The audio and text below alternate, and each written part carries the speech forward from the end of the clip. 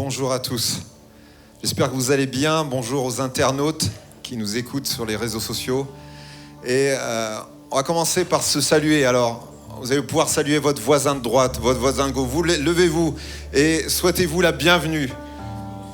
Et vous pouvez dire, tu vas te faire du bien ce matin. Tu vas pouvoir te faire du bien, tu vas pouvoir donner aussi. Et ensemble, on va pouvoir bénir le Seigneur. Amen. On va se lever et chanter ce chant. Notre Dieu est le lion de Juda.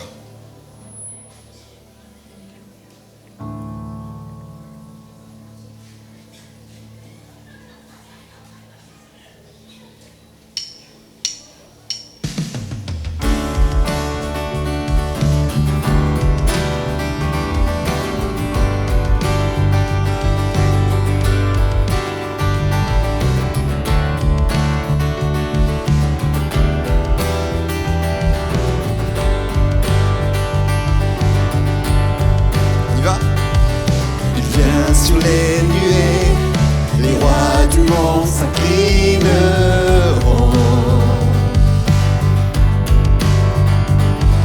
Les chaînes seront brisées quand les cœurs déclarent sa louange.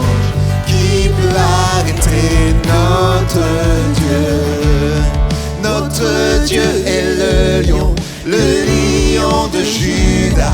Il rugit puissamment et il combat pour nous. Tout genou fléchit devant lui.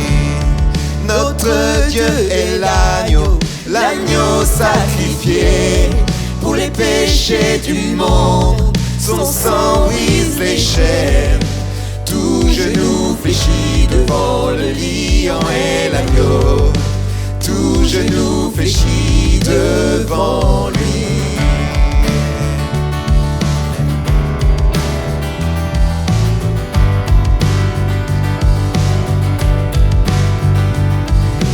Ouvrez grand les portes, laissez entrer le roi des rois. Le Dieu qui vient sauver et libérer tous les captifs. Qui peut arrêter notre Dieu? Notre Dieu est le lion de Juda. Il rugit puissamment et il combat pour nous. Tout genou fléchit devant lui.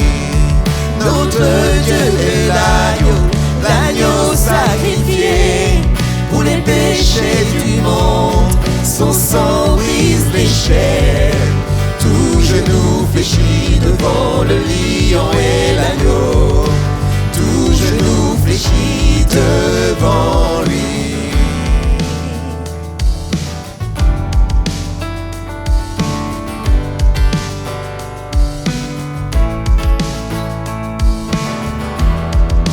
Qui peut arrêter notre Dieu? Qui peut arrêter notre Dieu? Oh, qui peut arrêter notre Dieu? Qui peut arrêter notre Dieu? Oh, qui peut arrêter notre Dieu? Qui peut arrêter notre Dieu? Oh, qui peut arrêter notre Dieu? Qui peut arrêter?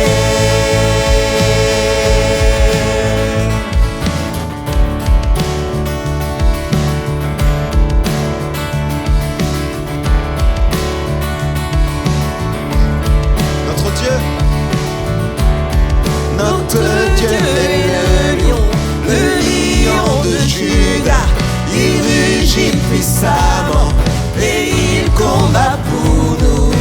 Tout genou fléchit devant lui.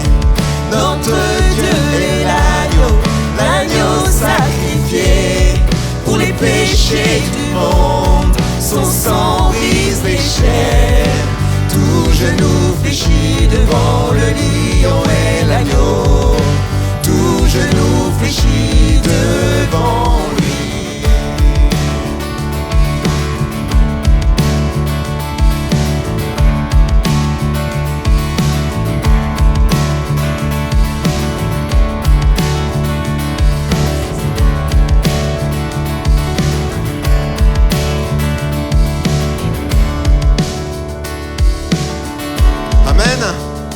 Est-ce qu'on peut acclamer le Seigneur ce matin? Amen.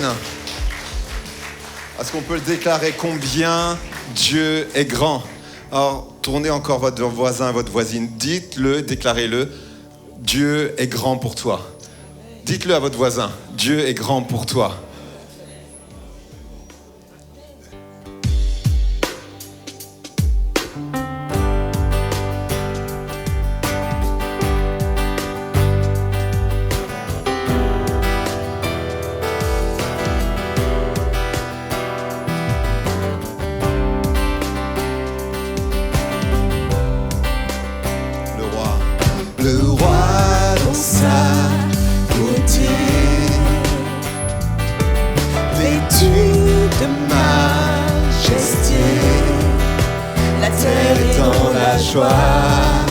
La terre est dans la joie, sa gloire resplendit. L'obscurité s'enfuit au son de sa voix, au son de sa voix. Combien Dieu est grand, chantons-le combien Dieu est grand, et tous verront combien Dieu est grand. Car d'âge en âge, il vit, le temps lui est soumis. Commencement et fin, commencement et fin. Céleste Trinité, Dieu d'éternité. Il est l'agneau divin, il est l'agneau divin. Combien Dieu est grand, chantons-le combien Dieu est grand, et tous verront combien Dieu est grand. Son nom est tout puissant.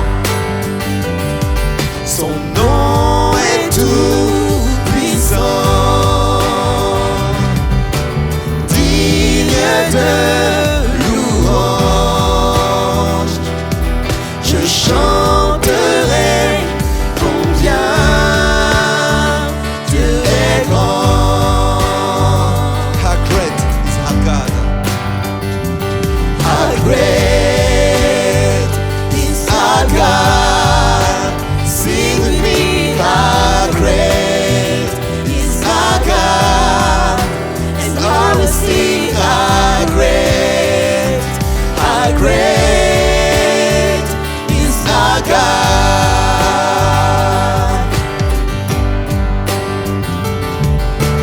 Name above all names, worthy of all praise.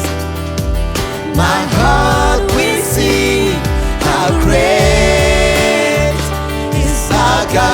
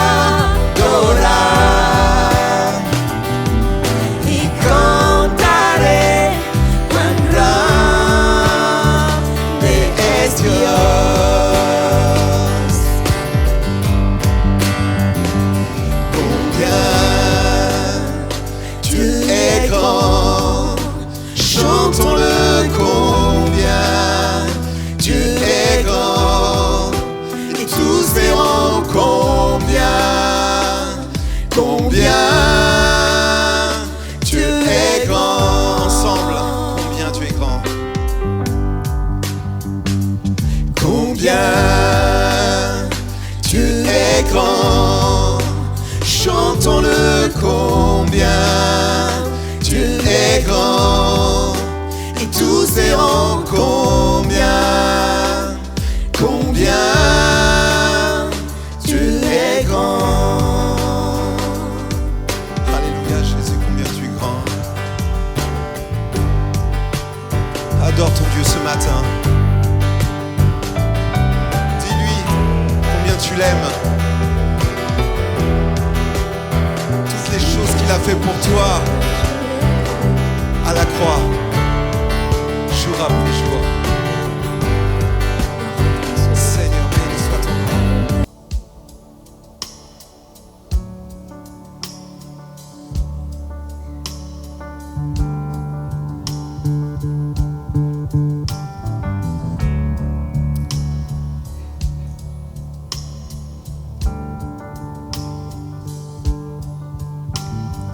Du sommet des cieux, tu as vu nos cœurs orgueilleux. Nous étions loin, perdus dans l'ombre du péché.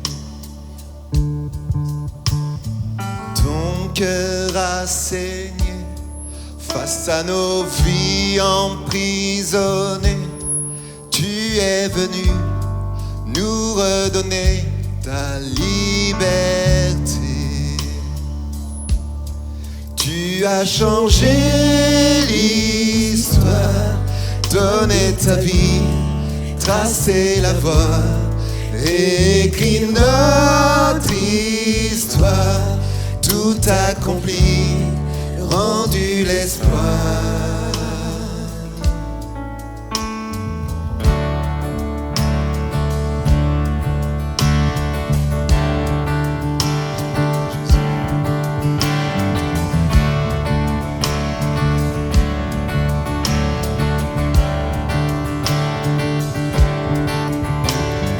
Du sommet des cieux, tu as vu nos cœurs orgueilleux. Nous étions loin, perdus dans l'ombre du péché. Ton cœur a saigné face à nos vies emprisonnées. Tu es venu nous redonner ta liberté. Tu as changé l'histoire, donné ta vie, tracé la voie, réécrire notre histoire, tout accompli, rendu l'espoir. Tu as changé l'histoire, donné ta vie, tracer la voie, réécrire notre histoire, tout accompli, rendu l'espoir.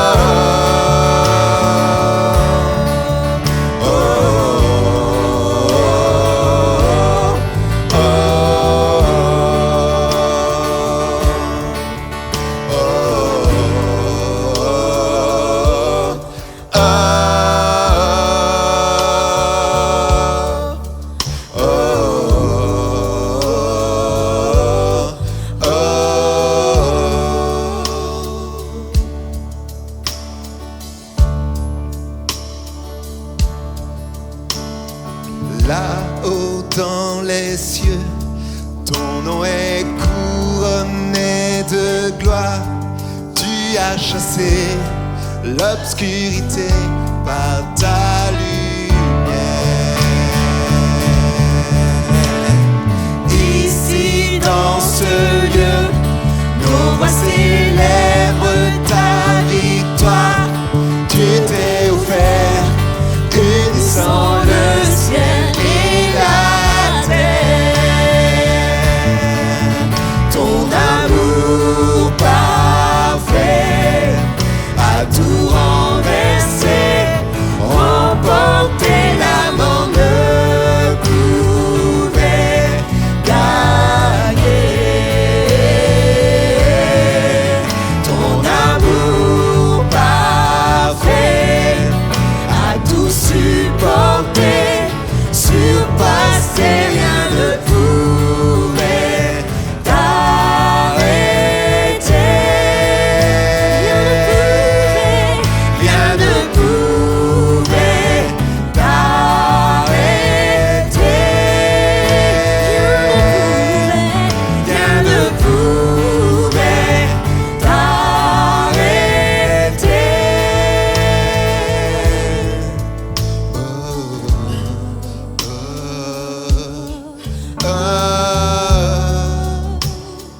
Adore ton Dieu.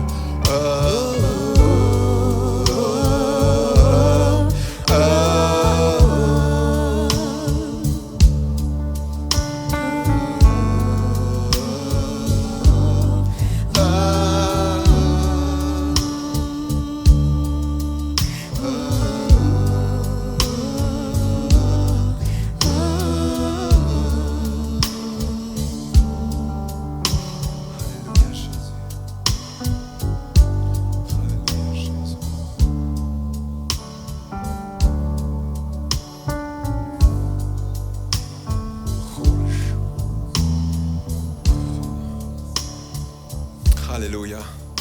Alléluia. Il y a une croix qui est plantée. Il y a une croix qui est plantée, qui ne bougera pas. Cette croix qui est dans ton cœur, mon frère, ma sœur. On va prendre ces emblèmes, le pain et le vin, les personnes qui sont invitées à préparer, qui puissent s'avancer dès maintenant. Et ensemble, nous allons pouvoir prendre ce moment béni.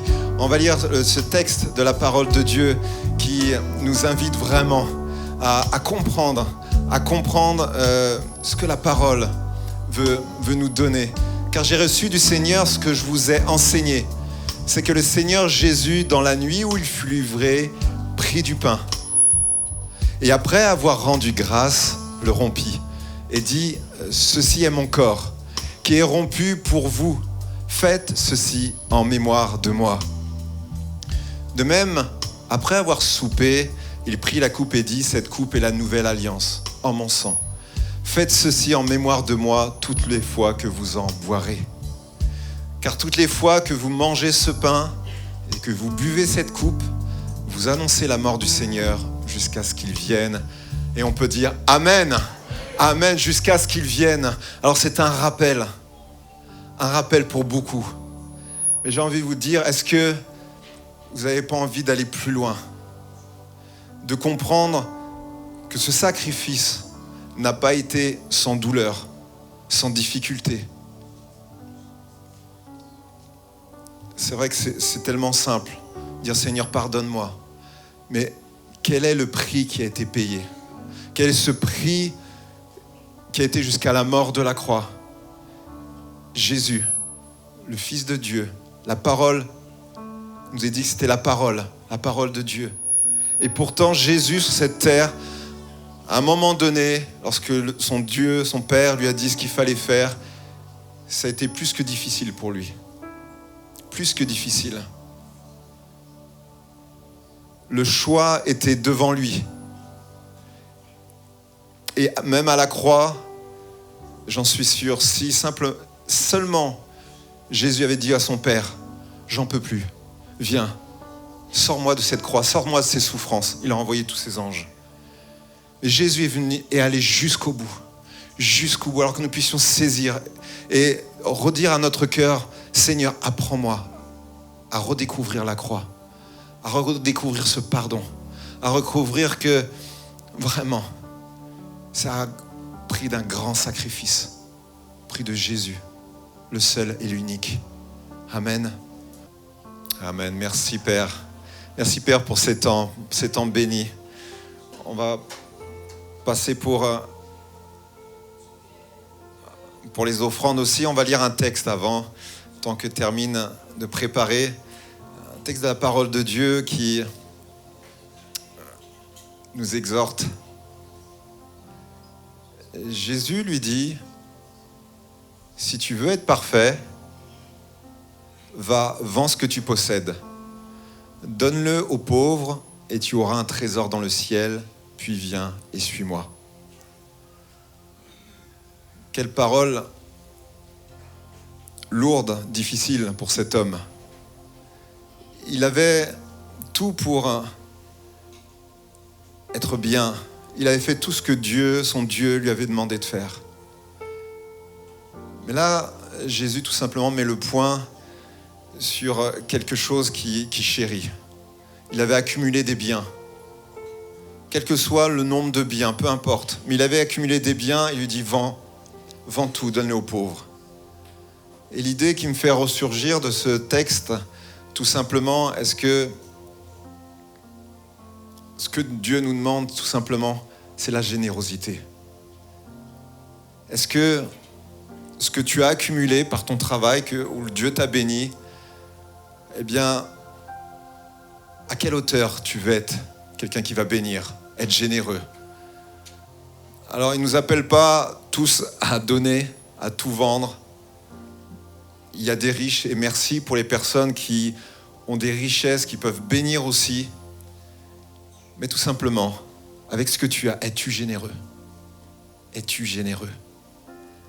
Es-tu prêt, effectivement, même à aller dans cette dynamique, sans aller jusqu'au bout, mais Seigneur, sur ta parole, de toute façon, tu m'as déjà tout donné, mais que nous puissions simplement à cœur avec Dieu dire, Seigneur, moi aussi je veux bénir, moi aussi je veux donner. C'est ça, l'offrande, il n'y a jamais d'obligation, ça doit être volontaire. Et nous puissions, comme Jésus a laissé repartir cette personne qui est repartie, attristée, de la même manière, mon frère, ma sœur, sois libre de pouvoir donner ce matin. Réjouis-toi de l'œuvre. Réjouis-toi que grâce à toi, Dieu fait de belles choses. Et pourtant, il pourrait tout faire. Il a tout ce qu'il faut, notre Dieu. Mais pourtant, il a besoin de ces euros que tu vas donner. Amen. Notre Dieu est grand. Nos sœurs vont passer. Et on va terminer par ce chant. On va se lever ensemble et dire « Ô gloire au nom de notre Seigneur ».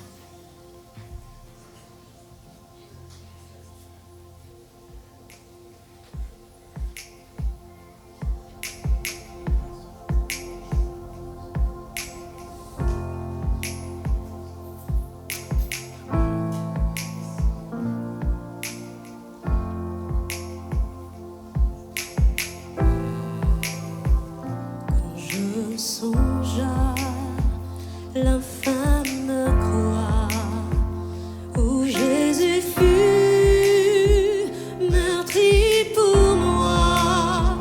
Je vois ses mains, ses pieds percés, mon sauveur au bois attaché.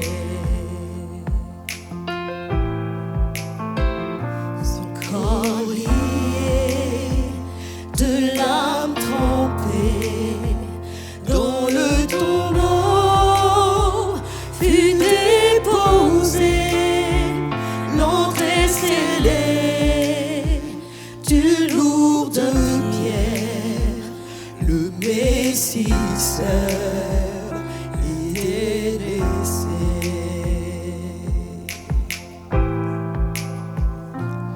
Oh, gloire au nom de notre Seigneur, gloire à son nom, à tout jamais. Nous chanterons sans fin tes louanges. Oh, gloire à toi, ô Dieu.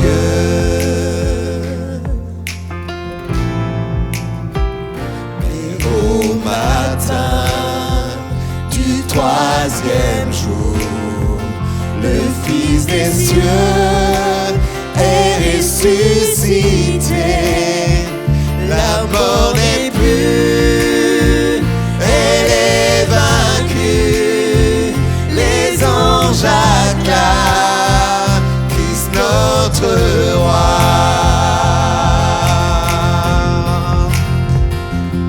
Oh, gloire au nom de notre Seigneur, gloire à son nom, à tout jamais. Nous chanterons sans fin tes louanges. Oh, gloire à toi, ô Dieu.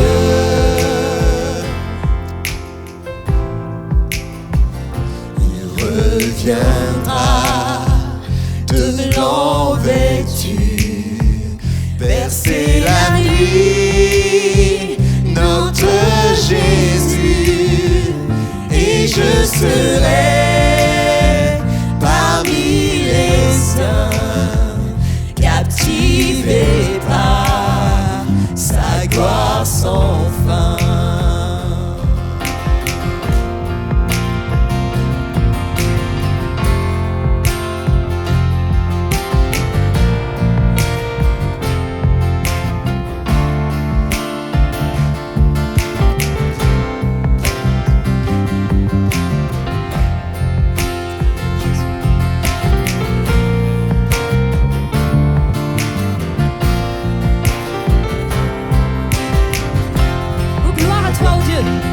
Oh, gloire au nom de notre Seigneur, gloire à son nom, à tout jamais. Nous chanterons sans fin tes louanges. Oh, gloire à toi, ô Dieu.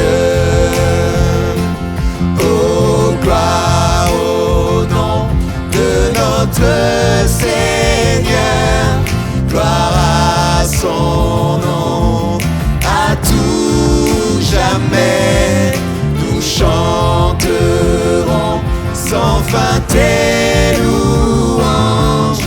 Oh, gloire à toi, ô Dieu. Oh, gloire à toi, ô Dieu. Oh, gloire à toi, ô Dieu.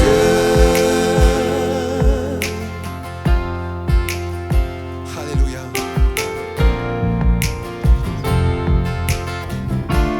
Adore ton Dieu ce matin.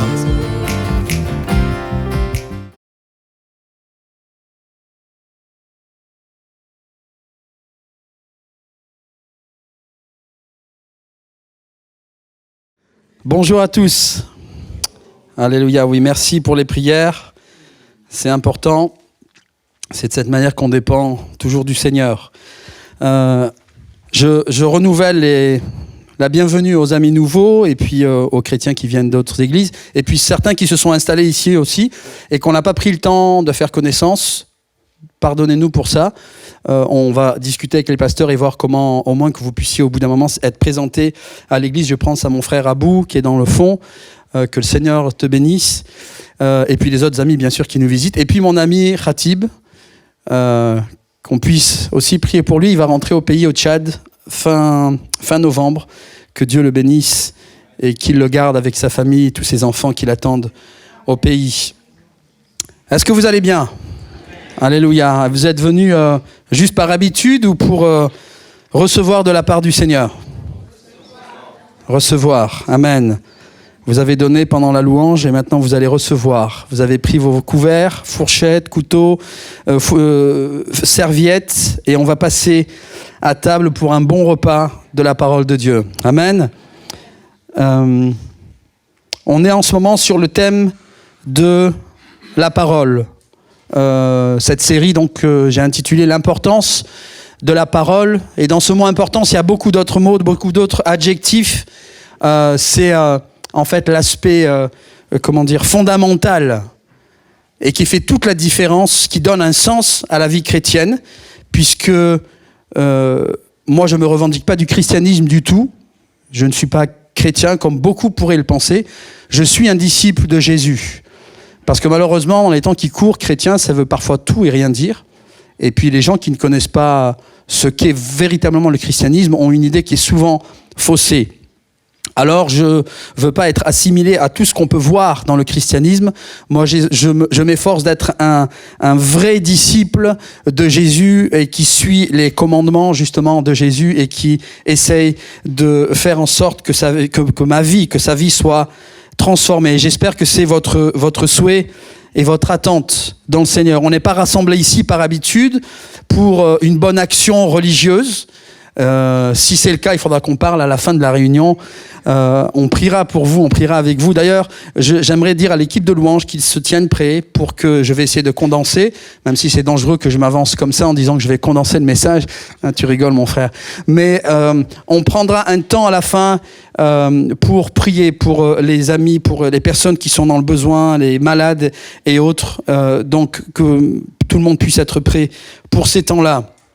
Pasteur Gérard, Pasteur Julien sont à l'avant pour prier pour les besoins des autres. Je disais donc qu'on n'est pas rassemblés au nom d'une religion, on est rassemblés dans le nom de Jésus. Tous nous avons un parcours différent et un jour, Dieu s'est révélé à nous.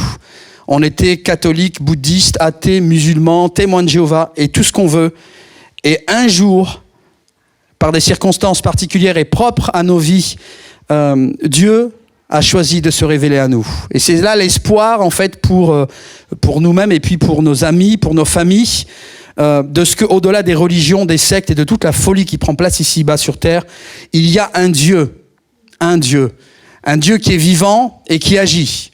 Un Dieu qui s'est révélé par la personne de Jésus. Alors quand je parle de Jésus, je ne vous parle pas de toutes ces représentations religieuses qu'on a pu faire, un Jésus blond, un Jésus brun, un Jésus efféminé.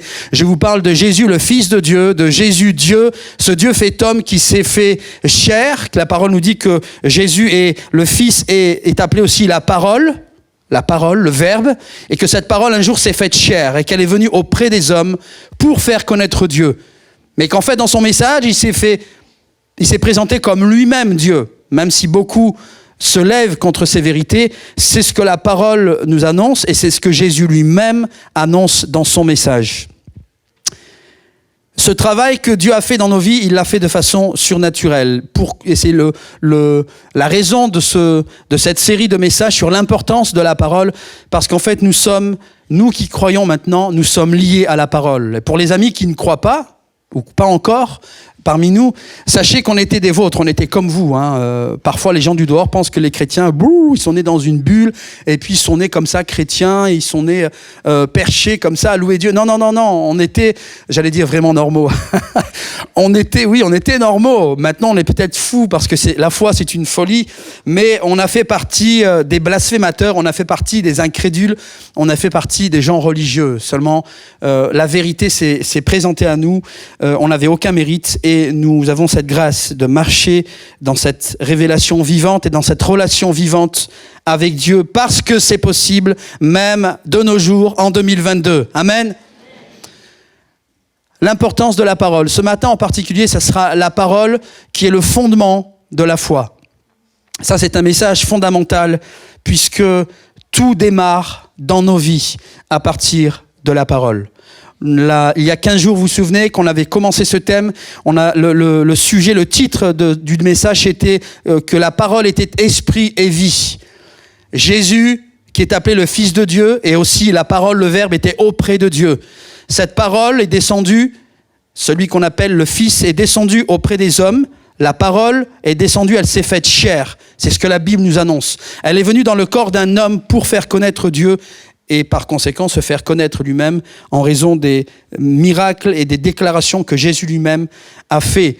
Jésus, qui est aussi la parole, et celui qu'on appelle le Fils, selon l'évangile selon Luc, a annoncé, non pas une religion, mais il a annoncé la bonne nouvelle du royaume. Quel royaume ? Pas un royaume humain, le royaume de Dieu. Les Juifs attendaient un Messie libérateur qui allait combattre les Romains.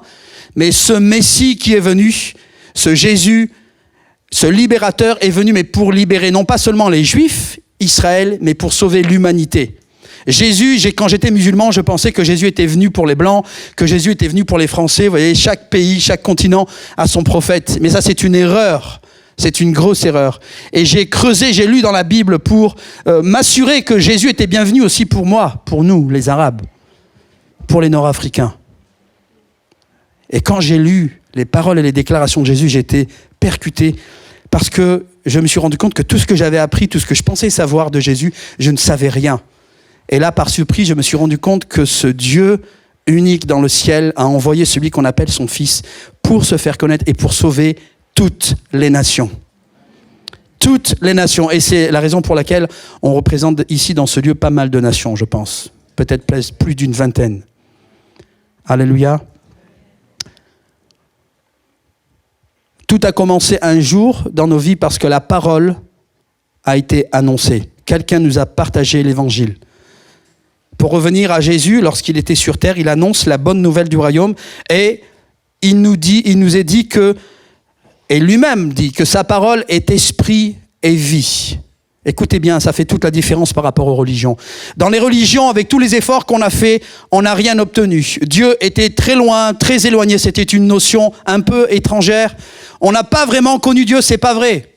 On a accompli des rites religieux, on a fait de notre mieux, ça ne nous a pas changé. On a parfois même été frustrés, mais nos vies n'ont pas changé. Vous savez pourquoi Jésus nous donne la réponse ? Parce que lui, dans son message, ses paroles étaient remplies d'esprit, avec un grand E, l'Esprit de Dieu, le Saint-Esprit, et de vie. Jésus n'est pas venu pour annoncer une religion, pour mettre un carcan sur la vie des gens. Il est venu au contraire pour la libérer. Il a dit, prenez mon joug. Mon joug. Vous savez, ce joug, c'est cet objet qu'on met sur les bœufs pour les bêtes de trait, pour qu'elles avancent ensemble et que le fermier qui est là puisse les diriger facilement. Et c'est un joug qui est lourd et qui fait mal. Et Jésus prend cette image et il dit, prenez mon joug, parce qu'il est doux et léger. Petite parenthèse au passage, mes amis, c'est que quand on est sur cette terre, en tant qu'être humain, qu'on le veuille ou pas, nous avons un joug sur nos épaules.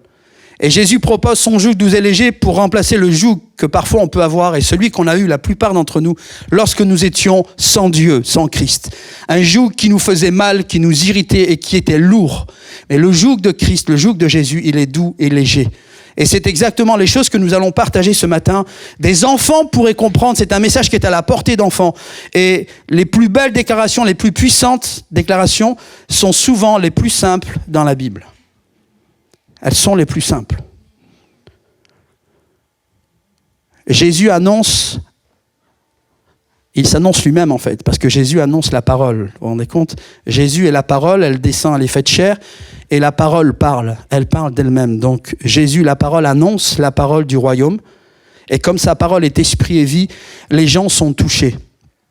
Les Juifs eux-mêmes étaient choqués, surpris, parce qu'il disait « cet homme parle comme ayant autorité ». Même les Juifs religieux, nos enseignants n'ont pas cette autorité.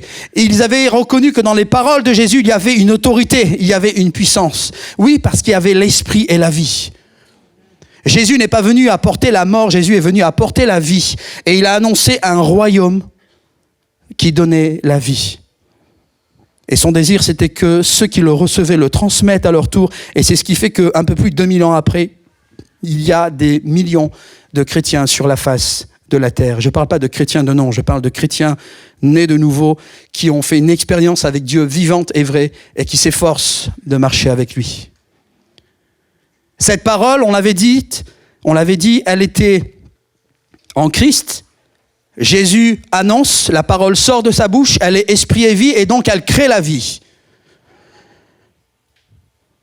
Et petit à petit, cette parole qui est annoncée va être consignée par écrit pour arriver au livre que nous avons, la Bible.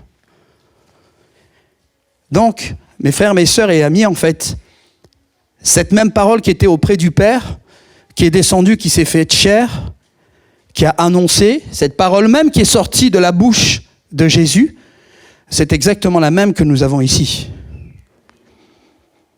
La grande différence, c'est que C'est dans l'approche et dans notre disposition de cœur lorsque nous ouvrons ce livre.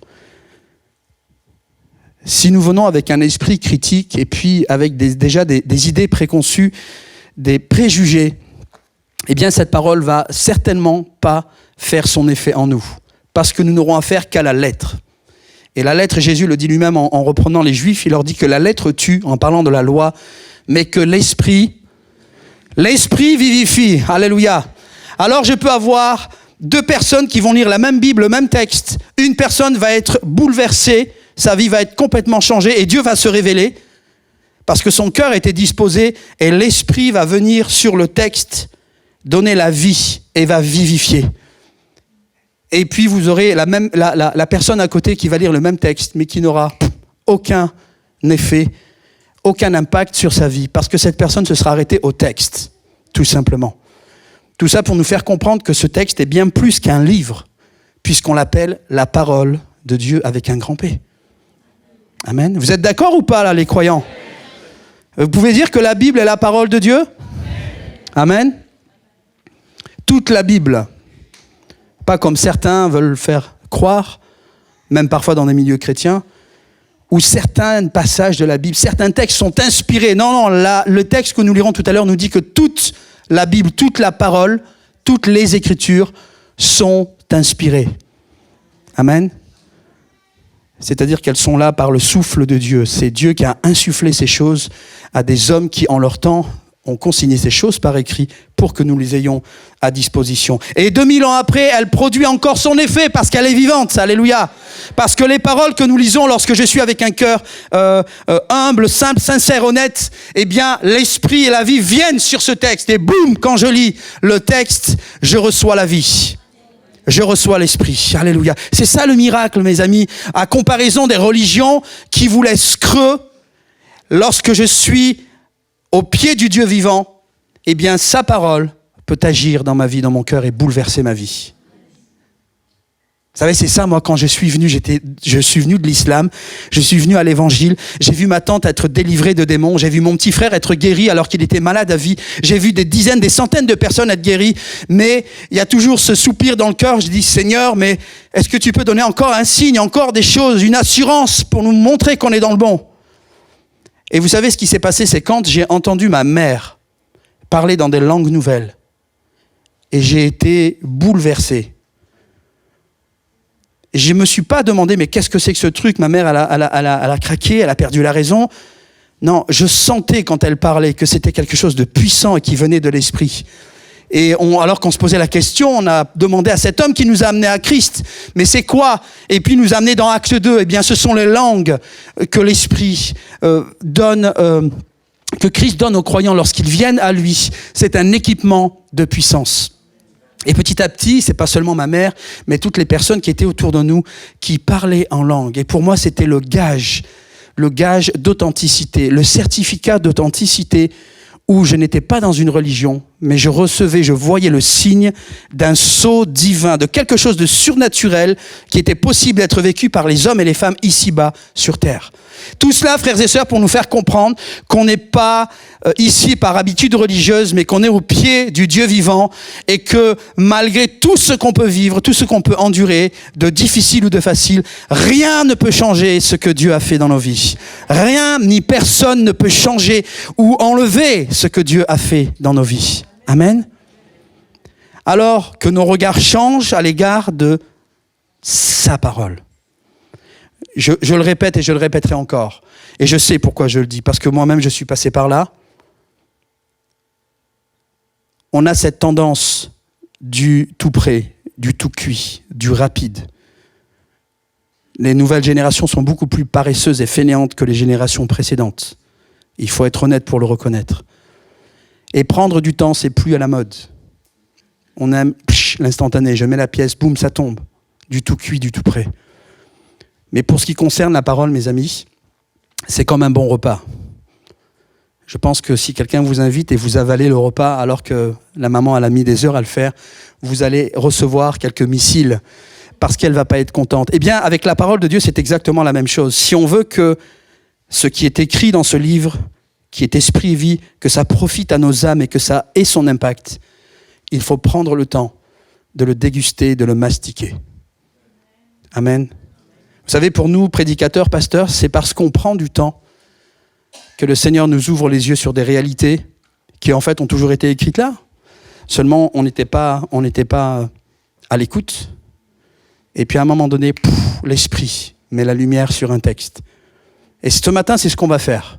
C'est des choses que vous connaissez déjà, fondamentalement, vous les connaissez déjà. Mais vous allez voir le bien que ça va faire de se replonger dans ces vérités, surtout lorsqu'elles viennent directement de la parole. L'origine de notre foi, là encore, pour comprendre qu'elle est surnaturelle et qu'on n'a pas adhéré à une organisation, à une institution religieuse. C'est ça aussi que j'ai aimé lorsque je suis venu à l'Évangile, c'est que dans toutes les villes où j'allais, je rencontrais des chrétiens. Et puis chacun avait son histoire. Un témoin de Jéhovah, l'autre c'était un terroriste, l'autre c'était un proxénète, l'autre c'était waouh. Mais en fait, Dieu il fait des choses incroyables. Et ça continue. Ça fait 32 ans que je marche avec le Seigneur, avec Jésus. Et je pourrais raconter des milliers et des milliers de témoignages et des démonstrations de vie changée. Parce que Dieu est vivant. Amen. Paul fait cette déclaration et il dit donc la foi. On devrait l'écrire avec un F majuscule. La foi naît du verbe naître, du message. Du message que l'on entend. Le message que vous entendez ici aussi maintenant. Et ce message vient de la parole de Christ. Ce texte est tourné un peu de façon particulière. On pourrait dire qu'en fait, cette parole qui est la parole de Christ produit la foi et fait naître la foi dans les cœurs. Si on devait la lire différemment. La foi naît du message que l'on entend, et ce message vient de la parole de Christ. Et ça tombe sous le sens, puisque Jésus annonce que ses paroles sont esprit et vie. Les gens sont touchés par son enseignement, parce que c'est vraiment spécial, c'est puissant. Et la parole que Jésus annonce, elle est accompagnée de signes, de prodiges et de miracles. Ça, c'est l'ordre logique des choses dans le royaume de Dieu.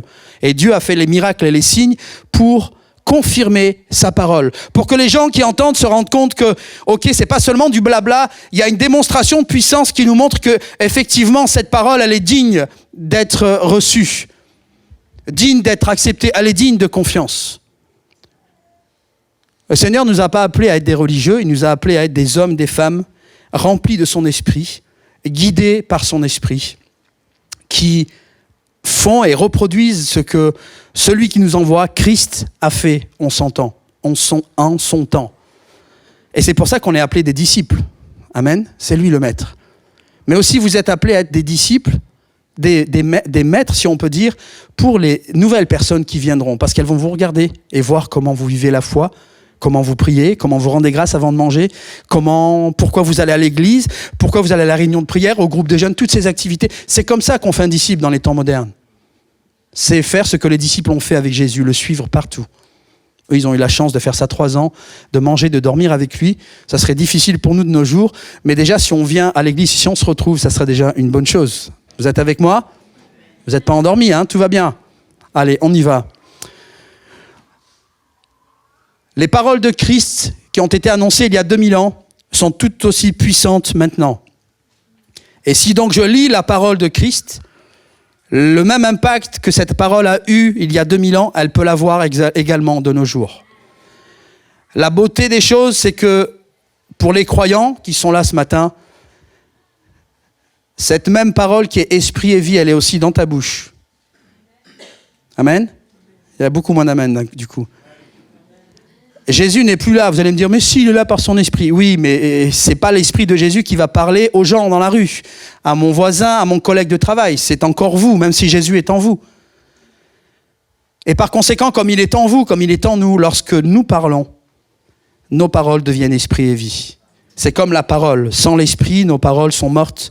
Mais lorsque nous commençons à parler et annoncer la bonne nouvelle du royaume, l'esprit vient sur nos paroles et touche les cœurs.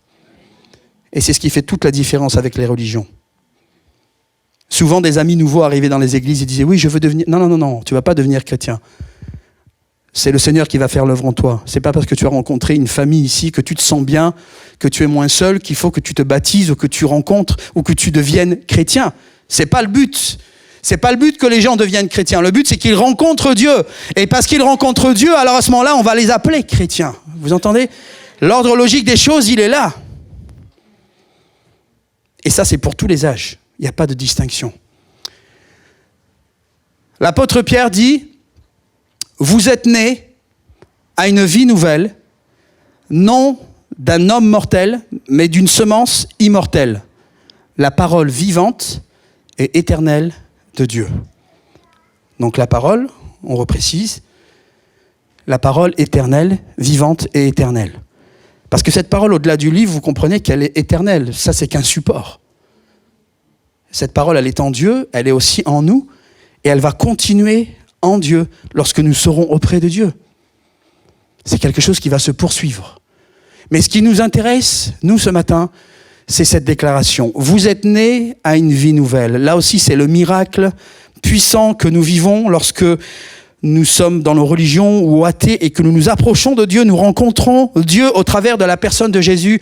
Jésus se révèle de façon vraiment unique, puissante, spéciale, et on comprend en fait qu'il est celui qui dit être, je suis le chemin, la vérité, la vie. Amen. Mais ça demande une révélation, vous comprenez? Ça demande une touche de l'esprit. C'est pas par mes efforts ou avec mes études, mes diplômes que je vais comprendre et saisir ces choses. C'est une action de l'esprit. Et lorsque l'esprit fait son œuvre en moi, non seulement je suis changé, mais spirituellement je vis un miracle, la nouvelle naissance, être né de nouveau. C'est ce que Jésus disait à cet homme, à ce religieux juif Nicodème, il faut que tu naisses de nouveau. Il ne parlait pas d'une naissance physique, humaine, mais d'une naissance spirituelle. Alors je peux avoir 30 ans, 40 ans, et je peux renaître de nouveau lorsque je rencontre Dieu. Là encore, c'est l'action de Dieu dans la vie des hommes pour leur montrer justement la confiance et l'assurance qu'on peut mettre dans l'œuvre qu'il fait. C'est le gage de confiance, vous comprenez ? Si vous arrivez dans une religion, quelle qu'elle soit, vous arrivez, vous allez accepter les rites, vous allez vous adapter, mais fondamentalement, votre vie, elle ne va pas changer, d'accord ? Vous allez rester avec les mêmes penchants, avec les mêmes problèmes, avec les mêmes difficultés, vos mêmes questions existentielles. Et c'est ce qui fait toute la différence, justement, dans ce message de la parole de Dieu, du royaume de Dieu, c'est que ce n'est pas juste des paroles. Il y a une action qui arrive, une action concrète dans nos vies, qui est là comme un gage. Jésus annonce qu'il est Dieu, qu'il est le roi des rois, qu'il est celui qui sauve. Eh bien, il le fait et il nous montre les effets concrets dans nos vies. Et donc, nous sommes nés de nouveau et le Seigneur nous interpelle pour nous faire comprendre. Écoutez bien les chrétiens surtout là.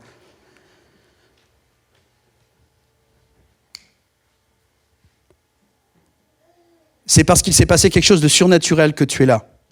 C'est parce qu'il s'est passé quelque chose de surnaturel si tu as accepté la foi. Ça ne vient pas de toi. C'est un miracle. C'est une action surnaturelle, divine, dans la vie des hommes et qui crée cette nouvelle naissance où je renais de nouveau.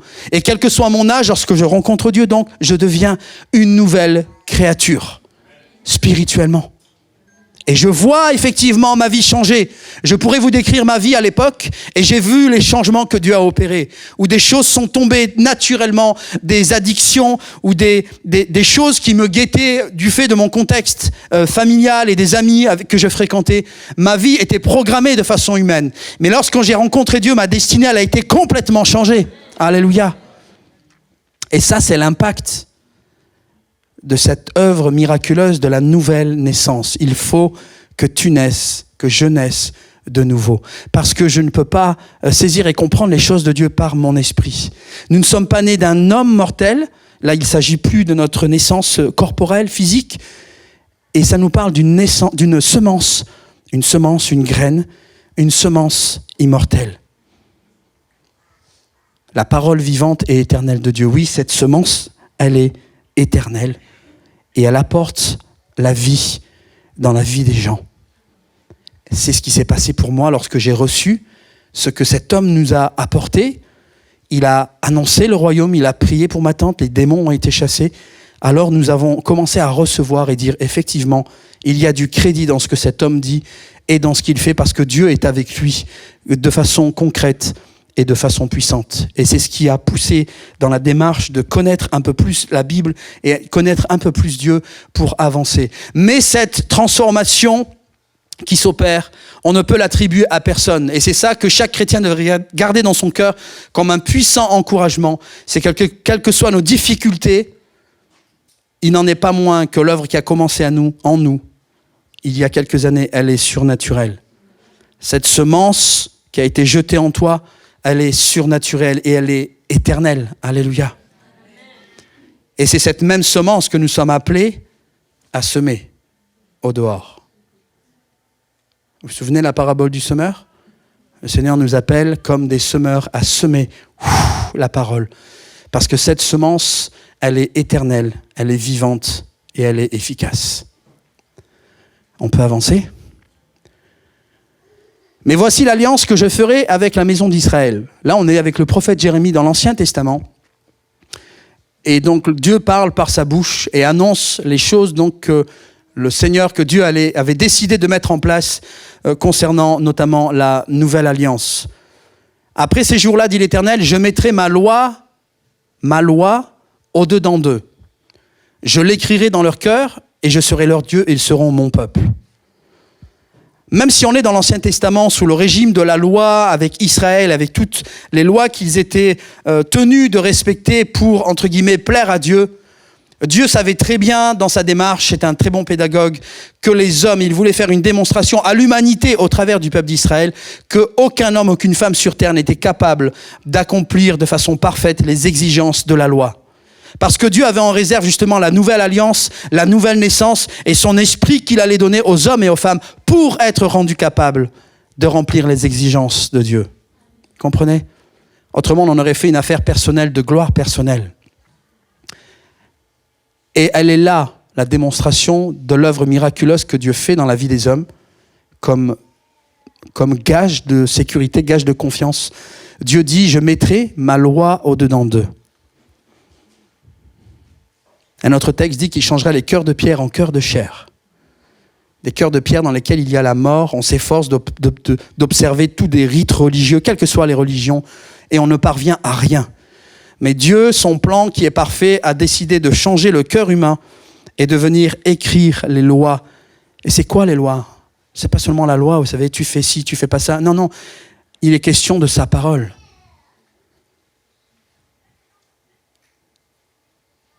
Et quoi de plus logique, puisque Dieu vient faire son habitation en nous ?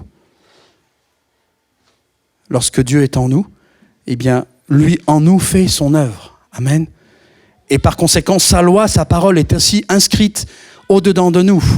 Il écrit dans nos cœurs, tout comme Dieu sur le mont Sinaï a gravé les tables de pierre, vous vous souvenez avec Moïse, eh bien l'apôtre, le prophète fait oh, aidez-moi. Oh, vous n'êtes plus là, parce que je vois qu'il n'y a personne qui suit. Hein. L'apôtre fait... Oh, vous m'avez lâché là, je me sens tout seul. Référence, merci beaucoup. Le prophète fait référence à ce passage de l'Éternel avec Moïse sur la montagne lorsqu'il a gravé sur les tables de pierre. C'était des tables de pierre qui étaient données au peuple comme une loi, les 10 commandements. Mais Dieu dit, ça c'est révolu. Ce que je vais faire maintenant, c'est pas graver ma parole, ma loi sur des tables de pierre, mais je vais le graver dans leur cœur. Et lorsque nous sommes venus, c'est ce qu'il a fait, il a écrit. Et c'est pour ça qu'on s'est retrouvés changés. Des choses étaient particulièrement changées, on n'était plus les mêmes. Et des choses pour lesquelles on était attirés, on n'a plus été attirés. Des choses que nous avons compris instinctivement parce que l'Esprit de Dieu était en nous. Dieu avait commencé à écrire sa loi dans nos cœurs. Là encore, une action surnaturelle. On peut continuer. En effet, il est écrit, tout homme ou toute femme est pareil à l'herbe et toute sa gloire comme la fleur des champs. Ça passe. L'herbe se dessèche et sa fleur tombe, mais la parole du Seigneur subsiste éternellement. Amen. Or, cette parole, c'est l'évangile qui vous a été annoncé. La bonne nouvelle. C'est pour ça que 2000 ans après, c'est pas périmé. Quand vous achetez le journal local ici, demain c'est fini, parce que la date dessus, c'est la date d'hier, comprenez ? Mais en fait, cette parole, elle n'a pas de date de péremption. Elle était même existante de toute éternité, vous êtes d'accord ? Si on on raisonne de la bonne manière. Si Jésus, qui était appelé aussi le Fils et qui était la parole, le Verbe auprès de Dieu, Jésus n'a pas non plus de début, de fin. Il est appelé l'alpha et l'oméga dans la parole de Dieu, dans le livre de l'Apocalypse. Jésus est l'alpha et l'oméga, tout comme Dieu. Donc Jésus n'a pas de début, n'a pas de fin. La parole n'a pas de début, n'a pas de fin. Nous avons un livre dans un temps marqué dans l'histoire de l'humanité, mais cette parole n'a pas de début et n'a pas de fin. Et elle continue d'agir dans le cœur des hommes. C'est la meilleure arme que nous puissions avoir ici-bas sur terre. On peut avancer. Une petite précision au passage, et j'avais évoqué ça rapidement tout à l'heure, un texte qui atteste justement de l'inspiration des Écritures. Ça aussi, c'est un sujet qui a fait couler beaucoup d'encre, mais qui est tellement important. Et ce texte nous dit donc, car toute l'Écriture, c'est-à-dire toute la parole, est inspirée de Dieu. Inspirée, c'est-à-dire que là encore, c'est pas une décision humaine ou des hommes qui auraient décidé d'écrire des recueils ou des commandements, des principes. Non, non. Ces récits qui sont là sont inspirés de Dieu. Tout cela pour nous dire que Dieu a saisi des hommes. Ils n'étaient pas en transe, comme on pourrait connaître ou on pourrait s'imaginer. Mais c'est des hommes qui, dans leur temps, l'Esprit a choisi pour qu'ils consignent par écrit les choses que Dieu voulait transmettre aux hommes. Pas seulement aux chrétiens, aux croyants, mais aux hommes en général. Et ces hommes, donc, se sont exécutés, et c'est ce qui fait que des décennies, des siècles plus tard, nous avons un livre qui s'appelle la Bible, un recueil de 66 livres différents, écrits par des auteurs différents, dans des époques différentes, dans des contextes économiques et politiques différents, et qui pourtant disent tous la même chose, et tendent vers une chose, c'est-à-dire Christ et son royaume. Amen. Et le plan que Dieu a, non pas pour les chrétiens, mais pour l'humanité. Amen. Puisque dans son plan, Dieu désire toucher tous les hommes et toutes les femmes. Dans son cœur, Dieu désire que tous les hommes soient sauvés. Vous entendez ? Tous les humains. Mais il les laisse libres de leur choix. On peut avancer ? Du coup, on ne l'a pas lu là, hein ? On va revenir, pardon. Je vais trop vite. Car toute l'écriture est inspirée de Dieu. Donc c'est toute, c'est pas seulement une partie, comme certains voudraient avancer.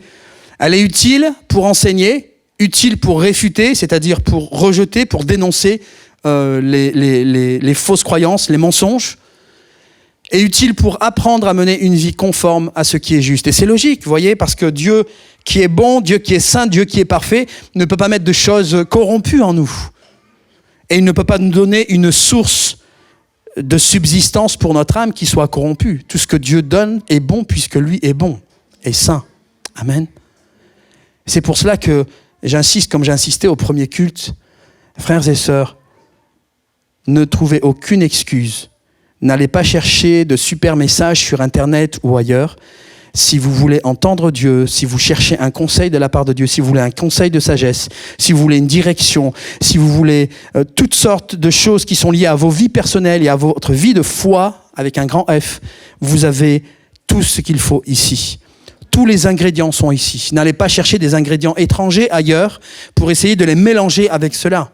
Ça s'appelle le mélange. Nous avons tout, frères et sœurs, dans la parole. Et en particulier dans les temps que nous vivons, des temps de confusion, où toutes sortes de folies sont en train de prendre place, c'est plus que jamais comme maintenant que nous en avons besoin. On peut avancer. Le roc. Vous connaissez le roc, la roche ? Vous avez cette maison, elle est construite sur la roche. Et donc, de ces fondations va dépendre l'avenir et la longévité de cette maison. On peut avancer ? Le prophète Ésaïe nous dit « Confiez-vous, mettez votre confiance, votre foi en l'Éternel à perpétuité. » Car l'Éternel, et quand ce mot est utilisé dans la Bible, c'est qu'on parle de Dieu, le Dieu saint, celui qu'on appelle aussi le Père, celui qui ne s'est pas révélé en personne comme le Fils. L'Éternel est le rocher des siècles. L'Éternel est le rocher des siècles. Alors vous allez me dire, mais pourquoi je prends ça ? Parce que c'est le fondement de notre foi. On peut prendre un texte qui n'est pas dans la présentation, si on peut ajouter, excusez-moi, 1 Colossiens 10. 1 Colossiens chapitre 10.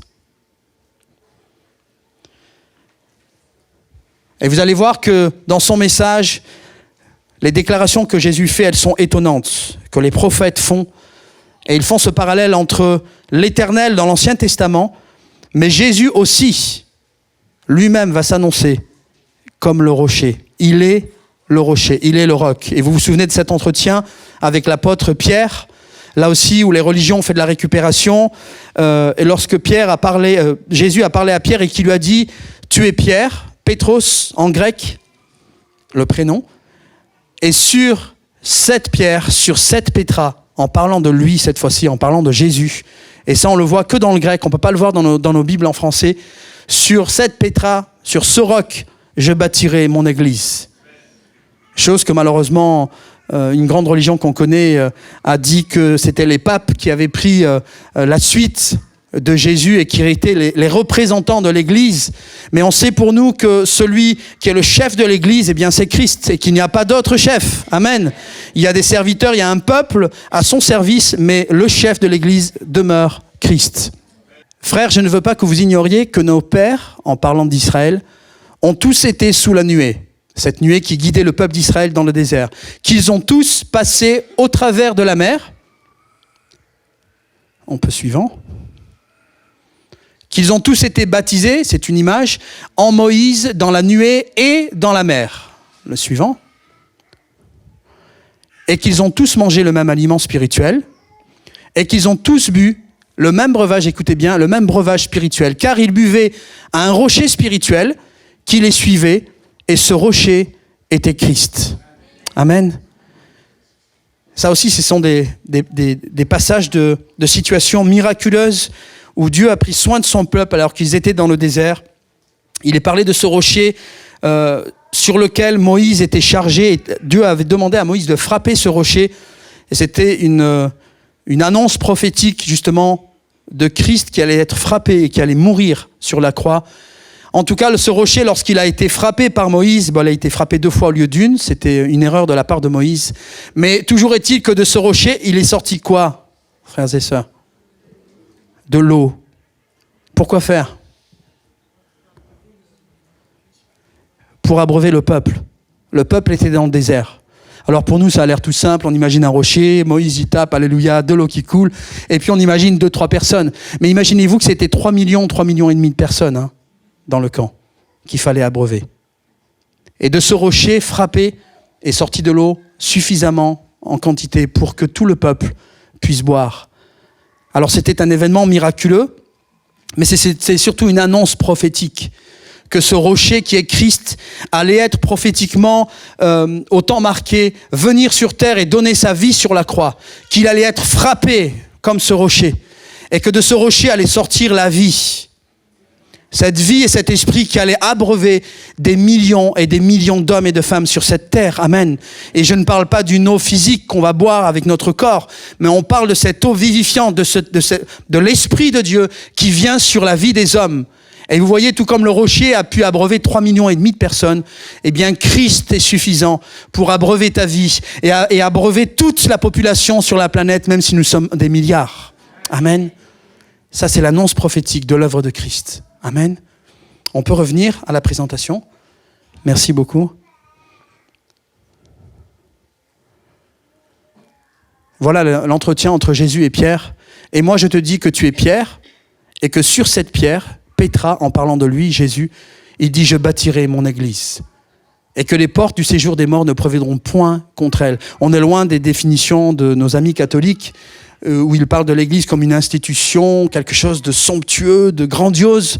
Non, là, en Christ, l'église, c'est vous, c'est nous. C'est la communauté chrétienne dans le monde entier. Et pas question d'un bâtiment, et question d'un édifice, mais spirituel. Ça, oui. Un édifice spirituel. C'est ce qu'est l'église. C'est la communauté des croyants sur la terre. C'est ça le vrai sens du mot église. Quand je suis venu à la foi, j'étais révolté. Je me suis dit, mais comment on peut raconter de telles bêtises et de tels mensonges ou tromper des gens à ce point-là? D'où l'importance de lire la Bible. J'ai beaucoup d'amis catholiques, mais le grand malheur, c'est qu'ils ne lisent pas la Bible. Alors les évangéliques, on peut parfois regarder avec un œil critique, on dire « Oh, mais les catholiques, ils lisent pas. » Mais combien de chrétiens lisent la Bible dans nos milieux? Combien de chrétiens dans nos rangs lisent vraiment la Bible? Trop peu, frères et sœurs. On le voit dans les entretiens. À chaque fois qu'on s'entretient, on voit la fragilité dans la vie de beaucoup de chrétiens parce que trop peu de chrétiens connaissent la Bible, connaissent la parole de Dieu. Et c'est ce qui crée une fragilité et qui fait que toutes sortes de folies arrivent et qu'on est emporté à tout vent de doctrine. Je ne vous raconte pas d'histoire, je l'ai vu dans mon église. Où des hommes, des femmes de nos églises ont fini dans des milieux de gens complètement, je n'arrive pas à trouver le mot, déjantés. Soi-disant dans la foi, mais qui étaient plus des sectes que des églises où on prêchait la vérité, la parole de Dieu. Parce qu'on a laissé la parole de côté pour laisser place à toutes sortes d'artifices et toutes sortes de folies pour plaire au monde. Non, la parole, elle est éternelle, elle est efficace, elle est vivante, elle ne change pas, frères et sœurs. Elle est la même. Et elle est suffisante pour changer des vies. Et le Seigneur précise que les portes du séjour des morts ne prévaudront point contre elle. Comprenez bien que ce n'est pas une institution humaine qui va faire peur à l'enfer et à Satan. Par contre, l'œuvre de Christ, l'Église, la communauté des croyants, elle fait peur au camp de l'ennemi. Et les ténèbres ne peuvent pas prévaloir sur l'Église. Parce que c'est l'œuvre de Christ et que c'est lui qui bâtit l'Église. Amen. Il n'est pas question d'une institution. On peut avancer. C'est pourquoi, ça c'est un enseignement qui est puissant, on en a fait des chants pour les enfants. C'est pourquoi celui qui écoute, c'est Jésus qui parle, ce que je dis, celui qui écoute mes paroles, écoutez bien, et qui l'applique, qui le met en application dans sa vie. Il ne suffit pas seulement d'écouter, il faut le vivre et l'appliquer. Celui-là ressemble à un homme sensé, qui a bâti sa maison sur quoi? Sur le roc. Oh, c'est une drôle de coïncidence. C'est Jésus qui parle. Il annonce les paroles et il dit, si vous écoutez mes paroles et les mettez en application, vous serez comme un homme sage. Parce que vous aurez bâti sur le roc. En parlant de qui? En parlant de lui. On peut aller un peu plus loin. Il a plu à verse, les fleuves ont débordé, les vents ont soufflé avec violence, ils se sont déchaînés contre cette maison et elle ne s'est pas effondrée. Pourquoi? Car ses fondations reposaient sur le roc. Alléluia. Vous croyez que si Jésus était un simple homme et si ses paroles n'avaient pas d'effet, il aurait l'audace et la prétention de dire qu'il était le roc et qu'il fallait appliquer sa vie, nos vies, sur lui? Non, c'est parce qu'il était digne de confiance qu'il a fait cette annonce et cette déclaration. Donc si tu veux que ta vie avance, il faut que ta vie soit bâtie sur le roc. Vous connaissez cette chanson, hein? Le fou sur le sable a bâti sa maison. Vous vous souvenez, hein, les chrétiens, on le chantait aux enfants, on l'a même chanté peut-être nous dans les camps. Le fou sur le sable a bâti sa maison. Et pourtant, combien d'hommes et de femmes vivent loin, tout comme nous, tout comme c'était notre cas. Et c'est pour cela qu'on a besoin de partager et de semer autour de nous. Pour que la vie de nombreux amis change et que leur vie soit fondée sur le roc. Amen. On peut avancer? Celui qui écoute mes paroles sans faire ce que je dis ressemble à un homme assez fou pour construire sa maison sur le sable. Tellement simple, tellement évident, mais c'est tellement ce qui se fait dans la plus grande partie des cas. On est semblable à des fous parce qu'on écoute seulement les paroles. Vous entendez? Il ne dit pas qu'il n'écoute pas. Hein. Celui qui écoute sans faire ce que je dis. C'est là la folie.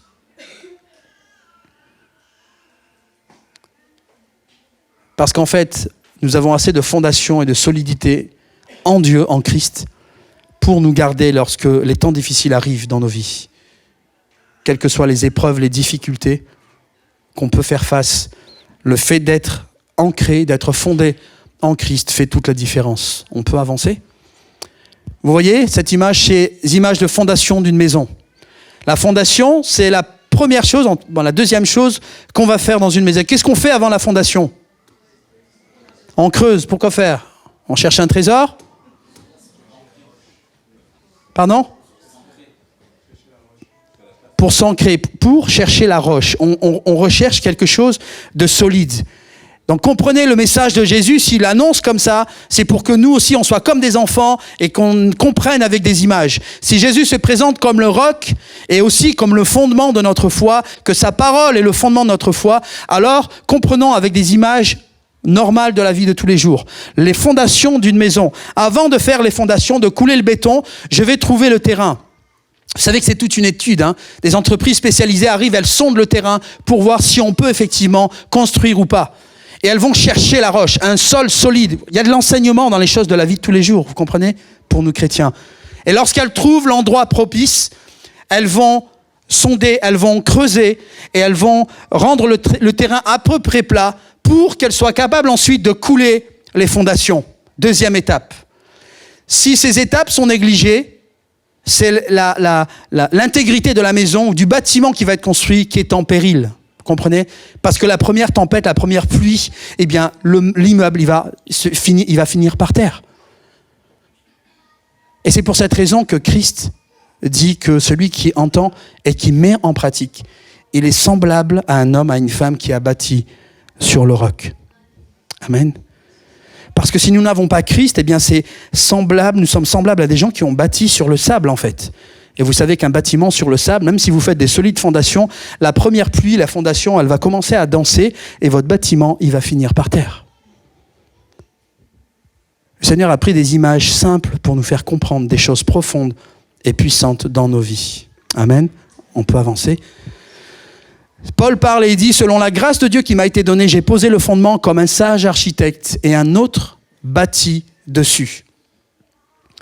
Mais que chacun prenne garde à la manière dont il bâtit dessus, car personne ne peut poser un autre fondement que celui qui a été posé, savoir Jésus-Christ. Amen. Alors peut-être que tu as accepté Christ un jour dans ta vie, c'est le fondement de ta vie, mais le Seigneur nous dit, attention à la manière dont tu construis. C'est un avertissement double, c'est un avertissement pour les pasteurs, les enseignants, les bergers, sur la manière dont ils enseignent le peuple et la manière dont ils aident les croyants à construire sur le fondement qui est Christ, mais aussi une responsabilité de chaque croyant, des matériaux, des choses que vous utilisez, c'est une image pour construire votre vie avec Dieu. Si vous utilisez des matériaux nobles ou des matériaux vils et qui risquent à l'épreuve du feu de passer et il ne vous restera rien de votre maison. Ça aussi, c'est un autre message, mais c'est un enseignement puissant qui est là. Et vous voyez qu'on est dans une démarche spirituelle. On n'est pas dans quelque chose de religieux. C'est puissant, c'est profond parce qu'il y a des explications, il y a des raisonnements qui sont là et puis des choses qui nous poussent à faire appel à l'imagination et à réaliser qu'il y a une dimension spirituelle, en fait, à nos vies. On n'est pas juste des morceaux de viande, vous comprenez ? Nous avons l'Esprit de Dieu en nous et il y a les coulisses de notre vie de tous les jours, qu'on connaisse Dieu ou pas, il y a les coulisses, et surtout si on est chrétien, et ces coulisses, c'est Dieu qui nous fait visiter ces coulisses par sa parole. Il nous fait connaître des choses qui sont cachées aux hommes. Il nous fait comprendre ce que nous sommes véritablement, ce qu'est notre foi, d'où elle vient notre foi, l'impact de notre foi, l'impact de la parole de Dieu dans nos vies. Et ça, c'est la réalité de chaque enfant de Dieu. Amen. On peut avancer, je pense que c'est la fin.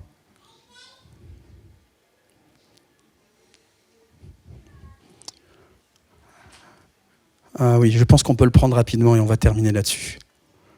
Si l'équipe de louange, elle peut prendre place, s'il vous plaît. Celui qui est descendu, on parle de Jésus, c'est aussi celui qui est monté au-dessus de tous les cieux afin de remplir l'univers entier. Vous imaginez, on peut revenir juste 2 secondes, excuse-moi. Celui qui est descendu, la parole, Christ, la parole faite chair, c'est aussi celui qui est monté au-dessus de tous les cieux afin de remplir l'univers entier. Vous comprenez qu'on n'est pas dans le petit Jésus de la crèche, là. Hein? Là, ce cliché-là, il faut le mettre à la poubelle. On est devant un Jésus qui dépasse notre entendement. Devant un Jésus qui est plus qu'un homme et plus qu'un prophète. Parce qu'à part Dieu qui remplit l'univers, je ne connais pas quelqu'un d'autre. On peut avancer. C'est lui qui a fait don de certains hommes, comme apôtres, d'autres comme prophètes, d'autres comme évangélistes et d'autres encore comme pasteurs et enseignants. Il a fait don de ces hommes pour que ceux qui appartiennent à Dieu soient rendus aptes à accomplir leur service en vue de la construction du corps de Christ. Et le corps de Christ est ce qu'on appelle l'Église. Amen. Donc vous comprenez qu'il y a un objectif spirituel que Dieu a dans son cœur, c'est qu'il appelle des hommes et des femmes issus de toutes bords, de toute religion. Il se fait connaître à elles. Il fait de ces hommes et de ces femmes ce qui est écrit dans la Bible, des pierres vivantes. Et avec ces pierres vivantes, il construit un édifice spirituel. Et cet édifice spirituel, c'est celui-là qu'on appelle l'Église. C'est pas ces églises magnifiques, aussi belles soient-elles, avec des beaux clochers et des belles croix. L'Église, c'est la communauté des croyants. C'est toutes les pierres que nous sommes, que vous êtes assemblées les unes aux autres et posées là quelque part sur cette terre. Nous ne pouvons pas la voir, mais il y a l'Église qui est là, qui est grande, qui est majestueuse, qui est puissante. Cette Église qui n'est pas née de l'impulsion d'un homme, mais qui est née de Dieu, qui a une origine surnaturelle, divine, et dans laquelle Dieu sauve des hommes par milliers et par milliers, chaque année. Et il a placé des pasteurs, des docteurs, des évangélistes pour le perfectionnement des saints, pour que vous soyez rendus aptes, capables de remplir vos fonctions, votre ministère, votre service. Et Christ bâtit l'Église, et il prend chaque pierre que nous sommes, et il l'assemble pour en faire cet édifice qui représente l'ambassade du royaume de Dieu ici-bas sur terre. Vous m'entendez, frères et sœurs? C'est ça la réalité spirituelle. C'est là où il faut qu'on regarde et qu'on cesse d'être dans la tristesse ou le concept du petit troupeau fragile. Non, on n'est pas un petit troupeau fragile. C'est l'Église, l'ambassade du royaume de Dieu dans le monde spirituel. Et chaque Église est un consulat. Ici, vous êtes au consulat du royaume de Dieu à Nantes-Pontreau. Amen. Amen. Gloire à Dieu. Tu as quitté ce monde, ici-bas, pour entrer dans un monde surnaturel, spirituel. Ici, tu n'as rien à craindre. Et tu es au bénéfice de la grâce de Dieu. C'est pour ça que c'est dans ce lieu qu'on prie. C'est dans ce lieu qu'on invite des amis nouveaux. C'est dans ce lieu qu'on partage et qu'on prêche l'évangile.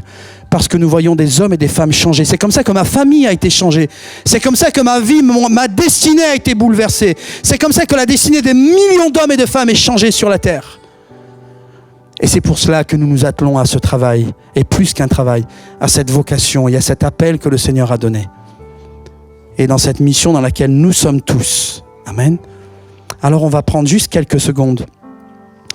Et je vais inviter rapidement ceux qui ont besoin de prière, que vous puissiez vous avancer, quel que soit votre besoin, si c'est la maladie, si c'est la dépression, quel que soit le souci que vous avez avancé.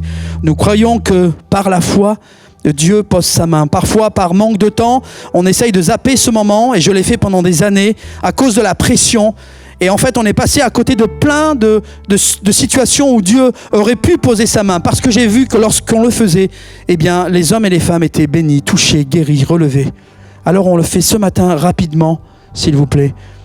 Pendant que l'équipe de louange commence à jouer, eh bien que ceux qui ressentent dans leur cœur un écho particulier, que vous soyez chrétien, croyant ou pas croyant, peu importe, avancez-vous. Si vous sentez, pour vous qui n'êtes pas croyants, que ce message résonne dans vos cœurs et vous souhaiteriez un peu plus, non pas de nous, mais de Dieu, et que Dieu vous donne ce gage de confiance, ce gage de sécurité, alors avancez. On va prier simplement avec vous.